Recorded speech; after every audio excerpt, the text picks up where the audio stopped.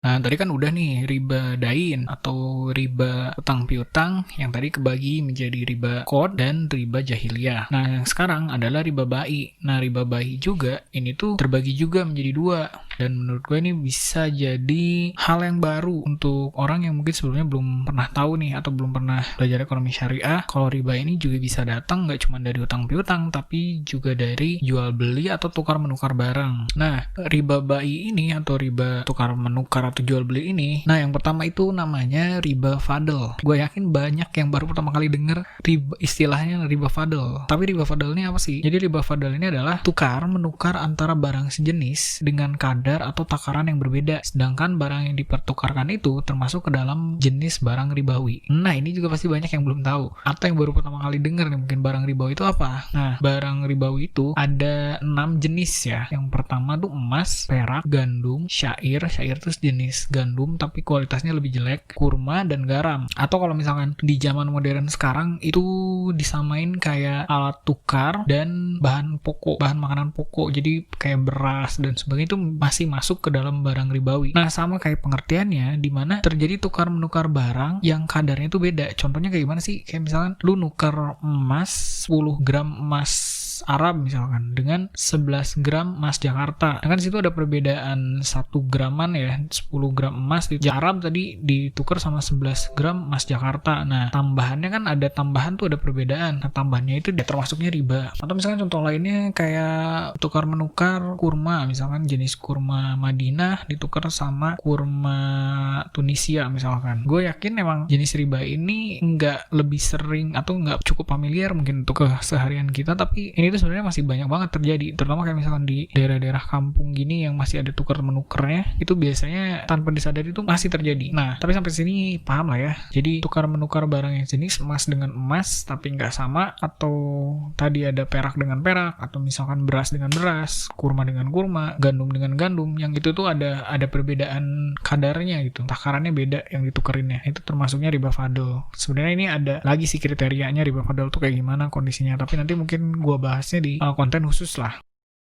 Nah, yang kedua itu riba nasiyah. Ini aja udah pasti bingung nih. Pertama, jangan lupa namanya riba fadl. Yang kedua namanya riba nasiyah. Nah, riba nasiyah ini itu tuh dia menukar salah satu harta riba dengan harta riba lainnya. Maksudnya tadi harta yang tadi yang gue sebutin yang 6 tadi, yang sejenis atau berlainan jenis akan tetapi ilatnya sama, atau ilatnya tuh kelompoknya sama. Kayak misalkan emas dan perak, ilatnya kan alat tukar. Terus kurma, gandum, syair dan garam, ilatnya makanan pokok dengan cara yang tidak tunai. Jadi ada apa ya, nggak langsung gitu, nggak langsung terjadi transaksinya. Contohnya misalkan nukerin 10 gram emas Singapura sama 10 gram emas Jakarta tapi nggak tunai, walaupun sama-sama 10 gram tapi dibayarnya tuh atau ditukernya tuh nggak langsung gitu. Jadi misalkan barang yang emas Singapura yang diterima sekarang, terus baru yang emas Jakarta baru kasihnya besoknya. Nah, itu tuh juga termasuk riba. Kenapa? Karena khawatirnya itu kan ada perubahan nilai dari tukar menukar itu yang mempengaruhi ntar hasilnya jadi beda gitu. Jadi sih ada kemungkinan selisih yang terjadi dari nilai yang dipertukarkan itu. Makanya itu masih termasuk ke dalam riba juga. Atau misalkan contohnya juga bisa kayak misalkan 1 gram emas dengan 15 gram perak tapi dibayarnya nggak tunai. Jadi kalau tadi kan emas dengan emas jadinya sama tapi dibayarnya nggak tunai. Atau misalkan kayak tukar emas sama perak itu kan masih sama tuh, emas sama perak masih alat tukar dan itu tuh nggak tunai. Nah, itu juga ada kekhawatiran kalau misalkan perbandingan emas sama perak ini kan kalau misalkan nggak hari ini atau besok atau besoknya lagi, takutnya ada perubahan. Jadi kalau terjadinya transaksinya sekarang, ya harus diselesain sekarang. Karena kalau ditunda, takutnya nanti ada perubahan dan perubahan ini bisa jadi tambahan yang termasuknya riba. Nah, terus pasti ada pertanyaan, kalau misalkan emas sama gandum, itu kan beda tuh kelompoknya. Emasnya kelompok alat tukar, misalkan gandumnya kelompok bahan pokok. Nah, kalau sejauh ini yang gue tahu itu masih boleh. Dalam artian tidak harus ada persyaratan harus sama kayak ukurannya terus atau harus tunai, karena itu kan terjadi kayak jual beli biasa sebenarnya kan, itu masih boleh tuh. Dan mungkin gue bahasnya di konten yang lebih spesifik sih, tapi emang ini tuh jarang banget orang tahu gitu, karena mungkin prakteknya nggak sebegitu familiar dengan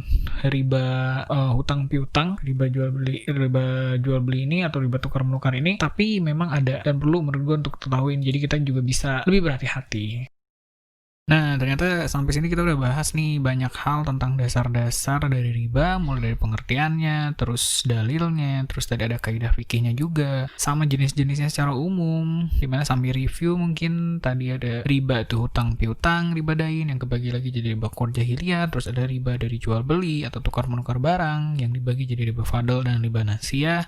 Terus tadi juga kita udah kasih beberapa contoh sederhananya dalam keseharian kita, dan dimana sebenarnya terkait riba ini sebenarnya menarik banget buat dibahas lebih jauh, tapi ya mungkin di sini contohnya masih cukup sederhana, tapi ini penting untuk tahu dulu dasar-dasarnya. Jadi kedepannya mungkin kita bakal lebih ngerti lagi nih buat bahas hal-hal yang lebih spesifik dan masih ada hubungannya sama keseharian kita. Misal untuk pembahasan riba dain gitu, kita masih bisa banyak bahas hal tentang riba dain gitu, misalkan tentang bunga bank, terus undian berhadiah, jual beli kredit itu boleh atau enggak, terus denda kayak gimana, kartu kredit, uang elektronik, sampai mungkin kayak instrumen investasi, misalkan sukuk, deposito, obligasi, dan lain sebagainya. Itu banyak banget hal yang bisa dibahas sebenarnya, apakah itu boleh atau sebagainya, ntar bisa kita bahas lebih jauh, tapi yang penting tadi kita tahu dulu dasarnya. Jadi ketika kita bahas yang lebih spesifik, kita udah ada dasarnya nih buat memahamin penjelasan-penjelasan terkait dengan hal yang lebih spesifik. Nah, begitu juga buat riba bayi, itu juga contohnya masih sederhana kan yang tadi, tapi itu masih banyak banget ternyata dalam keseharian kita yang masih ada berhubungannya, misalkan kayak valuta asing, money changer, terus transaksi spot forward itu kan yang biasa dalam transaksi saham dan sebagainya, itu boleh atau enggak, lalu juga cek bank, terus jual beli pulsa, jual beli saham, dan lain-lain. Masih banyak banget hal yang masih bisa kita bahas terkait dengan riba bayi.